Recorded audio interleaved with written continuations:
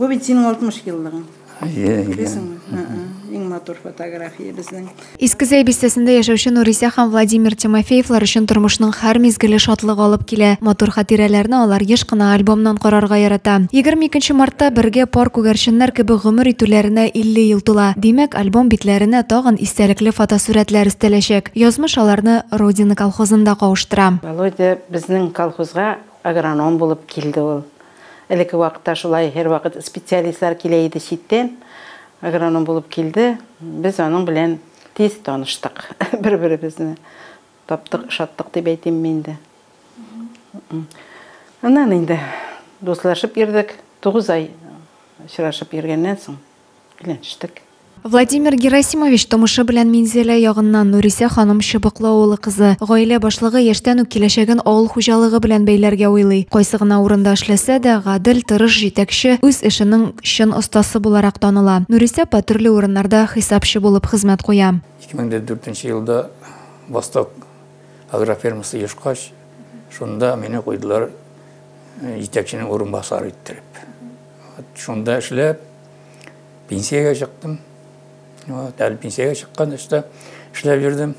Тимофеевлар гаиләсе иңне-иңгә куеп бер-берсен күз карашыннан һәр сүздән аңлашып гомер кичерәләр. Кышкы озын кичләрдә Володя абый гармон сузып җибәрсә, Нурисә ханым аңа кушылып моңлы тавышы белән салмак кына җыр суза.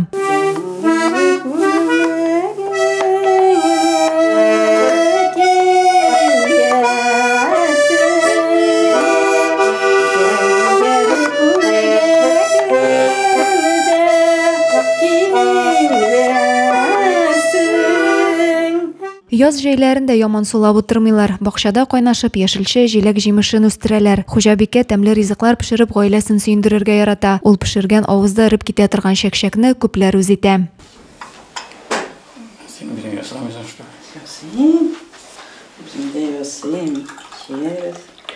Бүгенге көндә ул һәм кызлары онук-онукчыкларының кадер-хөрмәтендә яшиләр. Бу гаиләдә тату, тигез, озын гомер итүнең үз сире дә бар. Хатын-кызда шундай сыйфатлар, мәсәлән, ул бик басынкы булырга тиеш, мәрхәмәтле, игелекле булырга тиеш дип уйлыйм.